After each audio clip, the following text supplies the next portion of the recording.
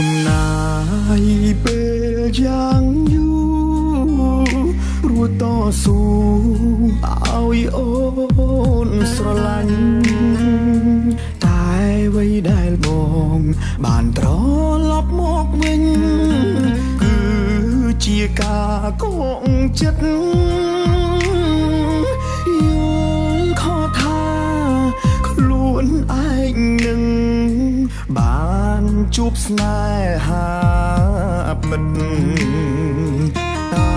ពេលនេះបងបានដឹងហើយថាគ្រប់យ៉ាងយល់ច្រឡំសុំបាត់មុខមួយរយ៉ាងសុំលាក់ខ្លួន3 4 10ថ្ងៃដើម្បីលុបអារម្មណ៍ឈួតខ្ញុំស្អប់មនុស្សក្បែរខ្លួនដែលនាំគ្នាព្រួយ